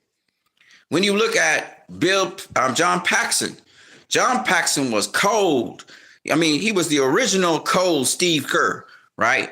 You pass the ball to him on the three-point line, the perimeter, or you pass the ball to him, you kick out the ball to him at mid-range, that motherfucker almost always sank the jumper. Almost always sank the jumper. Wasn't a really good point guard. You could pick the ball off of him. So he had certain things he could do. Bill Cartwright was an exceptional center. He'll give you every single game 10 points, about 10 to 14 points a game. He was a center that was slim. He was tall. He was very agile, and he was also versatile. He could not only post up and play, he could shoot the jumper from the outside. He could shoot the occasional three ball, and he also had moves. He could step around you. He could drive through the lane. He was very versatile for a 7-foot tall guy. It was pretty impressive. And he was one of the major scorers in the Chicago Bulls. So you had him, of course, Pippen. Pippen used to put up, like Horace Grant, about 14 points a game. Pippen originally, like Horace Grant, was a power forward. A small forward. But then he ended up being a point forward for the Bulls, right? That triangle offense really worked to distribute the point system. Jordan would put up like maybe 30 points a game instead of 35, 36. He put up about 32, 35 points a game. He was the major scorer still. But the way how they were able to mix it around so that he would do some backdoor stuff, or Pippen would do some backdoor stuff, or Horace Grant would do some backdoor stuff. Paxson got the perimeter, Paxson and BJ got the perimeter. So they was like the guns on the periphery. So sometimes they slash into the inside, kick it back out to Paxson, kick it out to BJ, or they move the ball around from one side of the court to the next side of the court. Of course, Pippen and Jordan, they were the major stealers. Horace Grant was the major rebounder for the team. He was also the major rebounder offensively and also the major rebounder defensively. So if you missed a shot, Horace Grant probably be the guy that collect it and put it back into the rim. The other thing, that's what made Horace Grant so invaluable. He had much more to his game than he was playing with the Bulls, but because he was playing a particular position, he only played a certain amount of stuff, right? So Horace Grant was a guy, Pippen used to send that ball to, he used to shoot that ball into Grant. Grant catch that ball, and he'd do either a dribble or he'd do one or two plays, and it's inside of the rim he goes. And he could hop. He had hops too. Horace Grant could jump high. Pippen could jump high. Jordan could jump high. So you had some big jumpers there. And Bill Cartwright could jump high, right? Because he was 7 foot tall. So all them guys were jumpers, right? And then you had, who did I leave out? I think I talked about everybody. That's what made the Bulls what they were. To me, in 1992, 1991, they found themselves. Like when they beat L.A., Pippen shut down Magic Johnson. It was critical because Jordan couldn't shut down Magic Johnson. But Pippen came in and he shut down Magic Johnson.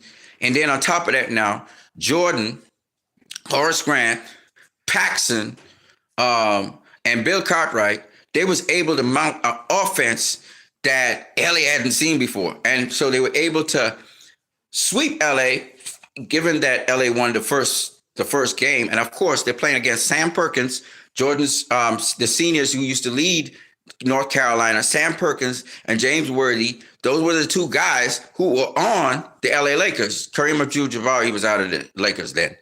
And they was kicking ass. Remember, when Kareem wasn't there the year before, I think they beat the Pistons? I think they beat Pistons, right? I can't remember who they went up against. I think it was Pistons. And they beat Pistons, or was it Pistons beat them? I can't remember. But Magic was the one. Magic started playing center. That was some crazy shit Magic pulled off. The year that they didn't I think they played the Celtics. Sorry, my bad. It wasn't the year before. I think it was the year before that or something like that. I can't remember. But what I do remember is that the LA Lakers, they played, I think it was the Boston Celtics, and they didn't have Kareem, and the team was thinking, we can't beat these guys. And Magic was like, no, we're going to beat them. And he played center, I think it was. And they beat him. I think he was a rookie at the time, so it can't be that early. That's several years ago. That was several years ago. That was way before, maybe in 84 or something like that. But anyway, the point I'm making is when Michael changed his attitude, started listening to Phil Jackson, started playing that triangle offense, Michael was always a great defensive player, okay? Even though on that team, there were two better defensive players. The guy who used to, okay, so not that team, the other team, that would be Bulls from 1996 to 1998. The best defensive players on that team was Scottie Pippen and Dennis Rodman, then Michael Jordan, right?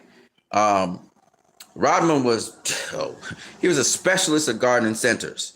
So deep inside of the pocket, deep inside of the paint, right? Deep inside the paint, Rodman would guard like centers. You guard like guys like Karl Malone. Even though Scottie Pippen was guarding Karl Malone for the 1997 playoffs, I think Scottie Pippen was guarding Malone.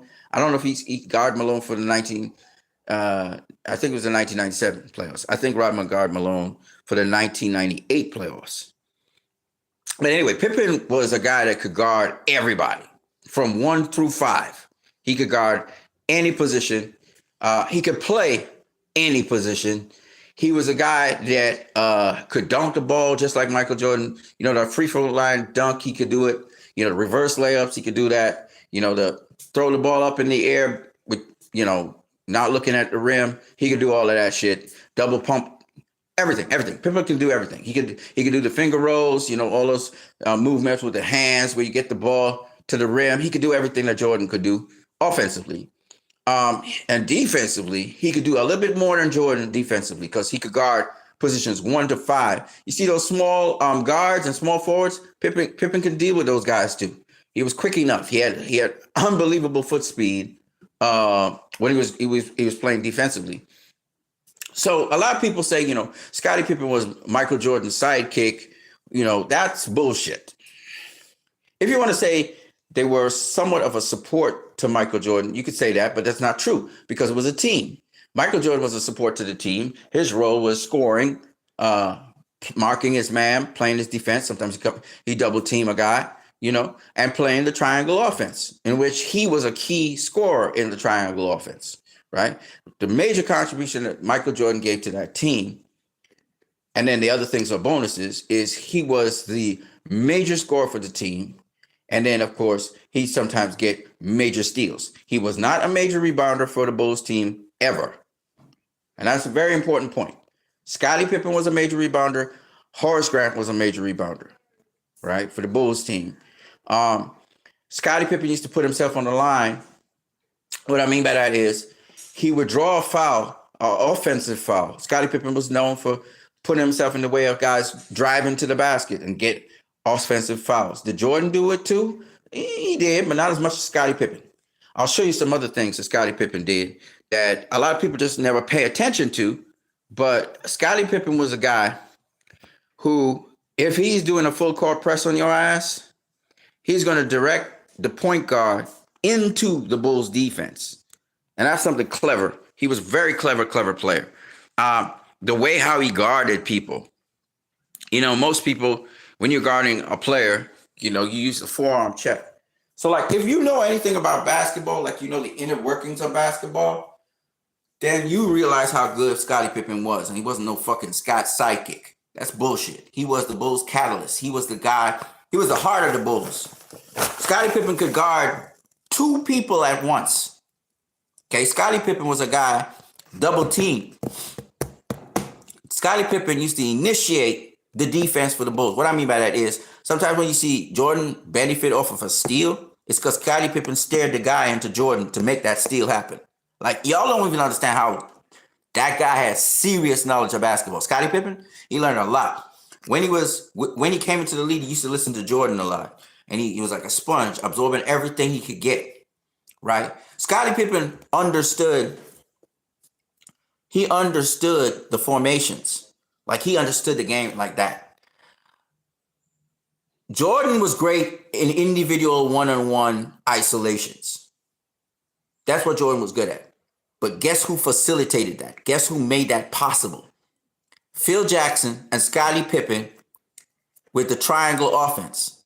So they would do an ISO where they would get the defense to move away from Jordan and the other person they were playing. And that's how Jordan would do a one-on-one.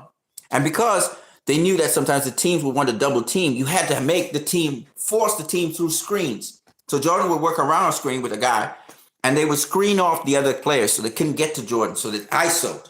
And then you got to understand, man, Scottie Pippen was a motherfucking brilliant genius. And so was Phil Jackson. You got to give Phil Jackson. Scottie Pippen was the guy that mounted the offense for the Bulls. He was a team leader. He wasn't no fucking sidekick. Anybody who says Scottie Pippen was Jordan's sidekick, you don't know what the fuck you're talking about. You're just listening to the media. The man who ran the plays for the Bulls was Scottie Pippen. Whatever Phil Jackson drew up as a play, Scottie had input. Michael had input, right? Dennis Rodman had input later on. Also, there were several captains of the Bulls. People don't talk about this shit. The Bulls had several captains. Let me explain the captains of the Bulls, right? You had Ron Harper. This is later on. Ron Harper, Dennis Rodman, you had Scottie Pippen, and you had Michael Jordan. These were the 4 captains. You also had, back in the day, you had Bill Cartwright, Michael Jordan, Scottie Pippen, B.J. Armstrong, right? B.J. Armstrong used to also carry the ball up the court. He was a true point guard, right? Scottie Pippen wasn't a point guard, okay? And B.J. was cold. That motherfucker was cold. Very rarely you see B.J. Armstrong miss a basket, right? But the thing about it is his role was to carry the ball up and distribute it. So BJ didn't get a lot of time. I mean, BJ. Okay, so in certain games, BJ used to come off the bench. By the way, the starters used to be Paxson, Jordan, Pippen, Horace Grant, Bill Cartwright. Did I say 5 players there? Let me see. Pippen, Paxson, Bill Cartwright. There's another player. There's another player. I got to remember the other players. BJ. Who am I missing? Horace Grant. Right. So it's 5 of them. Right. Those were the starting lineup. Right. BJ was the secondary lineup until Paxson was replaced by BJ because Paxson was getting old or something. He wasn't scoring as much. So Paxson was cold. BJ was cold. Horace Grant was cold. You get the ball into Horace Grant, he gonna get it to the hoop. Okay? These were cold motherfuckers. They just never got the ball enough. If earlier on Jordan was less selfish and less of a ball hog, those guys would have gotten bigger numbers. And we saw it actually later on, 92, 93. Horace Grant was scoring like 17 points a game. Pippen was scoring like 24, 25 points a game. BJ was scoring like 10 to 14 points a game. Bill Cartwright was scoring like 14 points a game.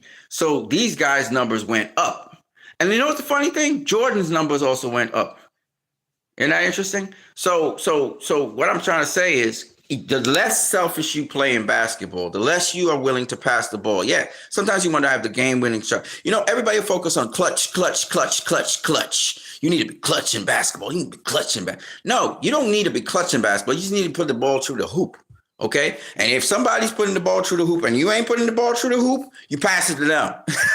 You know what I'm saying? You're going to get your shots off. You're going to get a certain amount of shots per game. But at the end of the day, if you ain't making your shots, pass the fucking ball.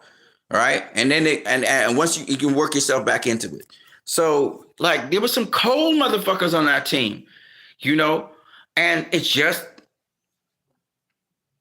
one guy thought that he needed to have the ball more than other guys. So look at the Boston Celtics, even the modern Boston Celtics today. They play team basketball. You don't really hear about any superstar on the Boston Celtics these days, but they play team basketball. That's what makes them so devastating. You know what I'm saying? And I'm not saying you can't have like Jordan and the Bulls or Zeke and the Pistons or Stockton and Malone and the Utah Jazz. You know, you got your premier players, whatever. But at the end of the day, it's still a team sport. And you have to play as a team. You can't be ball hugging. And that's what Jordan had a problem with most of his career. And yes, he was a major scorer for the Bulls. But boy, he had to grow up. He eventually grew up, though. Jose Chavez said, real question, can Jordan beat Kobe and Shaq, the Lakers? I'll say this, Jose Chavez. I'll say this. Kobe and Shaq had their disputes among them. If Phil Jackson is coaching Jordan and the Bulls, they beat the LA Lakers. They beat them. Right? We've seen that combination of Penny and Shaq and how the Bulls handle Shaq. Right? Because you can't be dishing it into one big man. The big man, sometimes big man basketball works against the big man. You know, you have to be able to dish out the ball. It's about moving the ball around. It's about moving the ball around. The Bulls never really had a true center, and they moved the ball around. They were more a small team. But they moved the ball around. The Pistons, same thing, small team, right? So my point being, it's about moving the ball around, not being a ball hog, not holding on to the ball. You got to learn to pass the ball, distribute the ball, you know? So Jordan and Pippen, and what lineup you talking about? Jordan, Pippen, Horace Grant, with Kobe, Shaq, and who? Kobe, Shaq, and who? Or is it Jordan, Pippen, and Rodman on this team, and Kobe, Shaq, and who? See, because the Bulls had a solution for Shaq. It's Hacker Shaq. Right? And Rodman used to guard Shaq. and frustrate him and get into his head. So you remember, basketball is also a mental sport. So I don't know. I think I got the Bulls over anybody. Bulls over anybody. The 1991 to 1993 Bulls and the 1996 to 1998 Bulls, I got them over anybody because of the way how they developed and they matured, and they as a team started playing as a team. You know, and Michael Jordan, even you listen to his language today. He talk about, I don't talk about the greatest player of all time. I talk about the greatest team of all time. It's like kind of like that. That's what I think about it.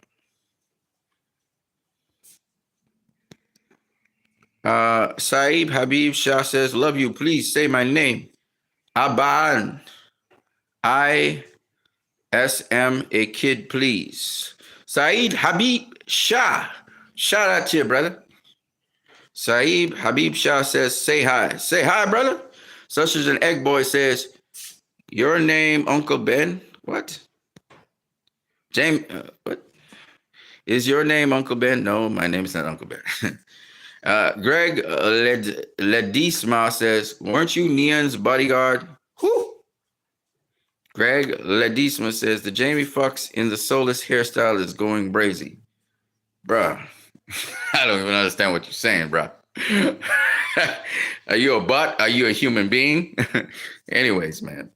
So anyway, the point I'm making is Stanmir Asekov says no originally UFC. Yeah, I know. You're talking about John Jones. Yeah, I know he's UFC. Yeah. So, man, we've been talking for a good minute, but I wanted to talk about the Bulls a lot. So, yeah, the Chicago Bulls, they acquired some other people. And there was Jason Williams as well. He used to score on occasion, again, coming off the bench. The bench was pretty good. It was a pretty good bench. You know what I'm saying? And I thought that the 1992 Bulls, they got into their stride. They were playing good team basketball. They were passing the ball around really well. The ball movement, the stealing, coming off of the defense was very strong. And off of that, they'd build their offense and they'd be able to, counter other people. They became very intimidating. I think the team that they played next in the finals was the Portland Trail Blazers. And that was a pretty good team with Clyde Drexler was on the Portland Trail Blazers. And in game 6, the Portland Trail Blazers were getting their ass kicked. I'm sorry, the Bulls were getting their ass kicked. They were 14 down in the fourth quarter. And it was because Michael Jordan was ball hugging again. So they had to pull him out the game, right? And they pulled him out the game in the fourth quarter. And Pippen, Horace Grant, and the rest of the team, they were able to mount a rally. And that rally, they got in the lead by 2 points. They overcame the 14-point deficit. I think they had a 17.2 run, and they got back in the lead. They put back Michael Jordan in the game, and they won the game. So a lot of people always feel was Michael Jordan, without Michael Jordan, the Bulls wouldn't win. Well, let's see. In 1994, Jordan left the NBA because his dad died. I mean, understandably, he went and started playing baseball. And while that was going on, Scottie Pippen had the huge responsibility now taking up the slack that Michael Jordan didn't have. And there was Pete Myers, who used to play Michael Jordan one-on-one all the time.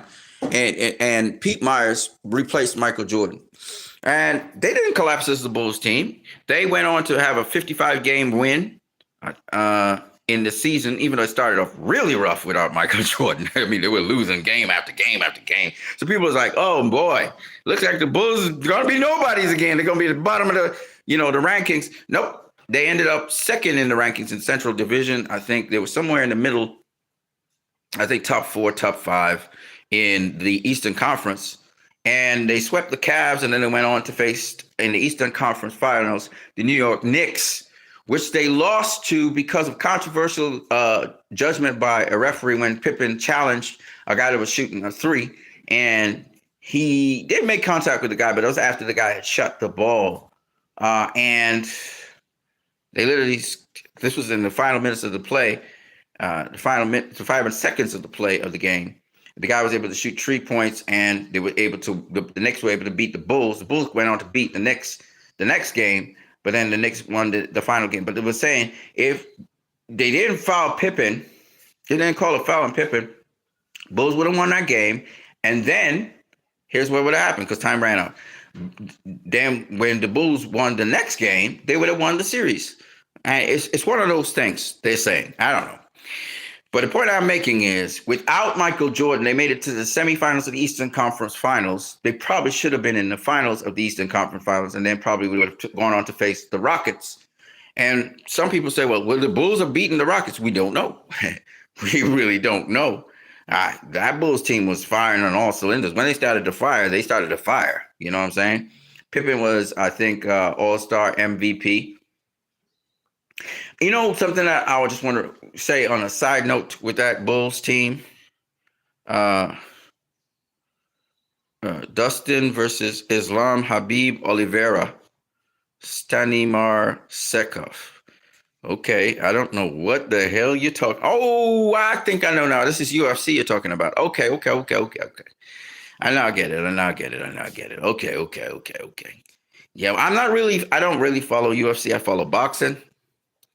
I'm just talking a little bit about basketball because back in the day, I used to play basketball myself, not in terms of clubs or anything like that, but used to play. And of course, Michael Jordan was a big name in basketball. But then when I started finding out more about Scottie Pippen and what his contributions to the Bulls was, I was like, nah, Scotty's the dude right there. And yes, Scotty didn't have the clutch gene. And yes, he won sometimes games with, his three at the final buzzer or whatever. Michael Moore did that. But it was about team sport. So you didn't have to worry about that. You know what I'm saying? It's team sport. Now, if you may need a clutch gene for individual sports. But for team sports, you don't really need no clutch gene. What you need is to have good chemistry with your teammates, a good understanding between you. Jordan and Pippen, they had a really good understanding of each other. And both of them could do just about everything that each other could do. Well, defensively, Pippen was he had a little bit more on his plate. Like every night he played the best player, or he would shut down the guy who was supposedly the catalyst for the team if they match up in height. Or he may have to play and shut down a center or whatever. But Pippen was up for that. He loved playing defense. He loved playing defense more than he liked playing offense, which is crazy. And imagine this guy still put up 22 points a game in spite of bringing down the ball down the court. Besides playing such heavy defense, being one of the major rebounders for the Bulls team, and so on. It's just crazy. This dude was up there in steals, rebounds, assists, offensive and defensive rebounds, by the way. He was also up there in terms of taking charges for fouls. He was a guy that he blocked. Now Jordan was a major blocker as well. It was him and Pippen. They would have double teamed on guys, but Pippen was a major guy who blocked shots. He would also, spacing, like screens and stuff like that. He was major in that. So, you think about both ends of the floor. Jordan was competent, so was Pippen, but I thought Pippen did a lot more stuff. Like he would guard a lot more people. And this was his job. Like Jordan's job wasn't to guard. He was just to guard his man. Pippen's job, night after night after night after night, was to shut down the best player or the catalyst for the team, depending on strategically what he had to do. Now, of course, he got more support with Rodman and Harper later on. Grant used to do some stuff too. Grant was big on rebounds. Like Grant was a rebounding machine. Dennis Rodman was probably the best rebounding machine of all time, but Horace Grant wasn't backward when it comes to that. You know what I'm saying? And then Horace Grant could jump, so he also had blocks. Didn't have as much steals. He was major. Horace Grant's major job was rebounding and being a power forward. So he had more, blocks and rebounds and, that kind of stuff, right? Field goals. Anyway, so I was discussing the Bulls team because, like I said before, it took a lot. It took a team effort. And yeah, okay, Michael Jordan is a big name in basketball today, and he should be. But I always felt like, especially with The Last Dance, he had the opportunity to really spread that shine to the other players. So what eventually happened is Scottie Pippen put out his own memoirs in his book, and also Tony Kukoc put out his own memoirs in his book. And people, I don't like how people keep on bashing Scottie Pippen for telling the truth. Yes, Scottie Pippen say some crazy shit too. Let's not sugarcoat that. But when Scottie Pippen said he wants to be remembered as the greatest of all time, why not? He was on the greatest team of all time. So yeah, of course. Basketball's a team sport. Like people like to argue and dispute who's the GOAT, LeBron James or Michael Jordan. No, that's not where you look at the GOAT. The GOAT's the best team, as Michael Jordan so correctly said. Who was the best team? And if you feel your team was the greatest team of all time, then that's what matters.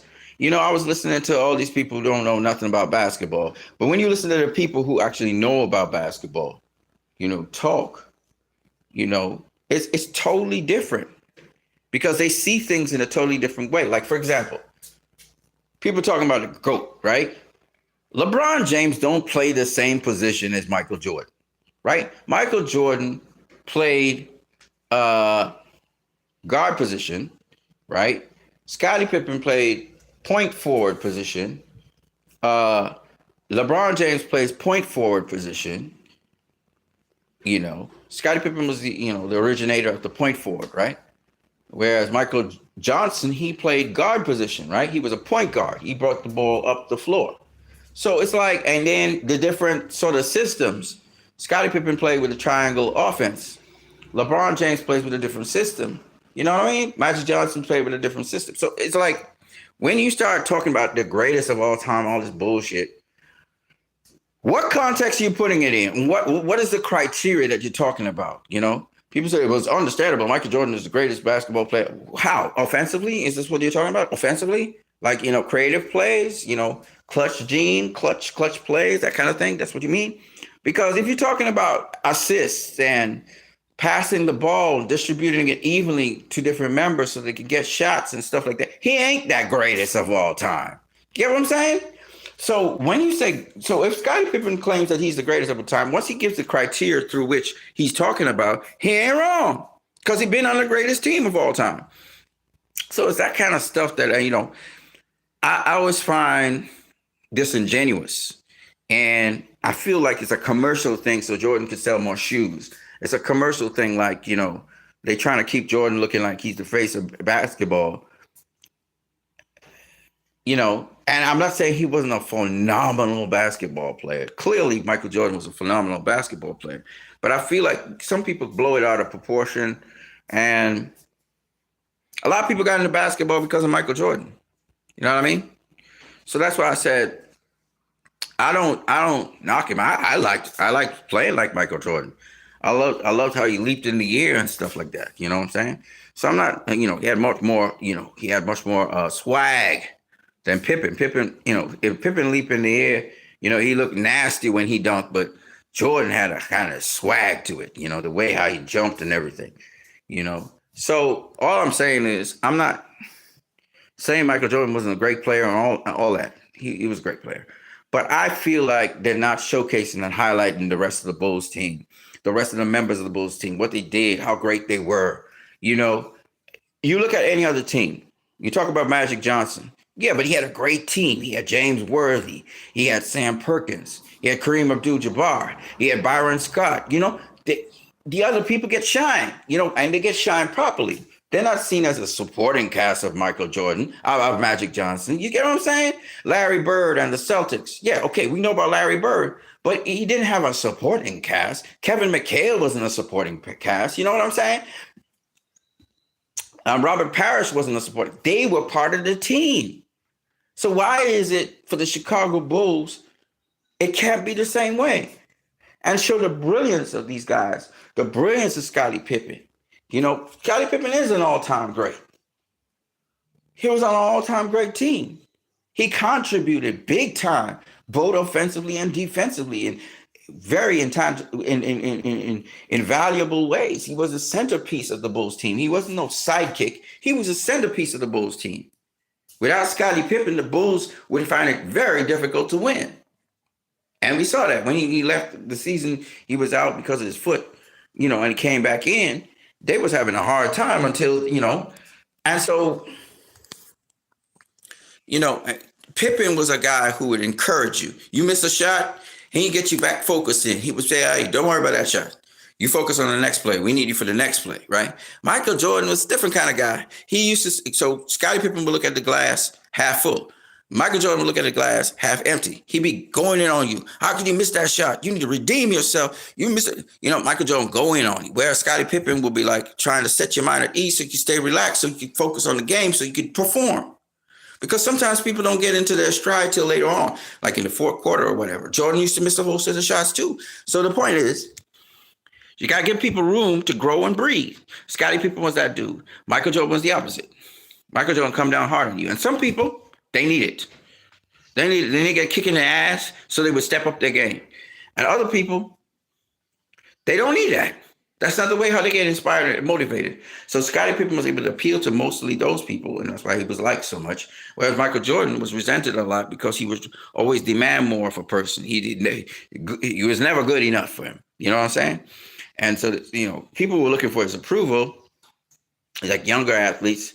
They would see him as, you know, great. Whereas people who are established already and so on, they would see him as a nuisance. So he couldn't do that with Robert Parrish. Robert Parrish would put him in his place. He couldn't do that with John Sally, and he wouldn't do it with John Sally because John Sally was a respected guy. He knew it from the Pistons, and he knew how he performed. So Jordan was a guy like this. If you showed that you could hold your own weight and you wasn't really buckling under anything, he probably wasn't going to go at you like that. You know what I'm saying? But if you couldn't handle your weight and go, you know, do what you had to do, he'd be all up on you, right? And Scottie Pippen was the opposite. Scottie Pippen was like, you need to learn how to hold your weight. He looked for different ways, and him and Phil Jackson would look for different ways to say the same things that Michael Jordan wanted to say, ways so the person would actually feel better about themselves. I really aspire to do it. That was the difference between Scottie Pippen and Michael Jordan. And again, no knock on Michael Jordan. Michael Jordan is who he is, right? He's a very competitive guy. You know, I'm not saying that he was a bad person or anything like that. I'm just saying that you have to understand the personalities that you have on our team. And that was Michael Jordan. Michael Jordan's personality was that. You know, and nothing's wrong with that. I don't want everybody to be the same. You know what I'm saying? But he needed to have the team. He was a part of a team. And that's what Phil Jackson was able to get him to understand. And from there on in the Chicago Bulls, man, 93, they did great again. They beat Charles Barkley and the help me out here, Phoenix Suns, right? Beat Charles Barkley and the Phoenix Suns. So my point is this, especially that first three-peat, which was great. My point is this. I think that the 1992 Bulls was the best team in all of the Bulls teams because they were firing all cylinders, in my opinion. They did well. They had a great season, and they also won the playoffs. And they won it in a manner in which team basketball was at play. The other team basketball, best team basketball I saw with the Bulls again was in 1994. I also saw it in 1996 too. 1996 with Dennis Rodman came to the team, and you had Ron Harper, you had Dennis Rodman, you had Kukoc, you had Kerr, you had Bushler, you had who else? Luke Longley, right? I saw them play some good basketball in 94, 95, 96, 97. 98 was a hard year for them. But all those years I just talked about, they played good basketball. They was passing the ball pretty well. And again, there were games where Pippen outscored Jordan or some guy would come off the bench and score like 20-something points and really get him a raise. That was special because those things show you that they had confidence in different players. And the players would step up their game because they get this opportunity. And these were the kinds of things that I liked about basketball because I realized it's a team sport. You know, Michael Jordan got me interested in basketball in a different kind of way, but ultimately we realized, he was a part of a team and this team was performing. Because you can have exceptional guys who score a lot of points every night. Look at Kobe Bryant. Kobe Bryant used to score a lot of points every night, but his team didn't always win the championships, right? And that's because, once again, it's all about not just you putting up 50 or 40 something, whatever. It's about the rest of the people around you being able to touch that ball, put the ball in the hoop if they're offensive players and they have some kind of offensive game, and creating the opportunities for that to happen. You know, in a way, you want somebody who's a facilitator more than anything else. Even if the facilitator doesn't score a whole set of points, that's irrespective. Once everybody's getting a chance to score, it's about facilitating other people. You know, basketball is more of a passing sport. It's not about only scoring. You have to pass the ball. And if there's a guy free or a guy that makes himself free for that to happen, then you should go to that option. And that's basically it. Anyways, that's all I got for you guys right now. I know there's a second half with Rodman and so on, but I always felt like Rodman was a acquisition, and Jerry Krause was smart enough to acquire him. It was a good idea because Rodman was kind of on an all time low with the Tim Duncan. Not Tim. He wasn't Tim. It wasn't Tim Duncan at the time, but the team that Tim Duncan was on. And I always felt like I wanted to speak about this, so I got it out. 2 hours. I'm gonna catch you guys later. I am what you need, and I hope you guys enjoyed this little discussion. If you got any more questions for me, feel free to do so. You can check my community post on my on my channel for a couple other things that I just said there, because I have some clips from YouTube and stuff that you can look at to see where I was getting my information from. I'll see you guys later. Peace.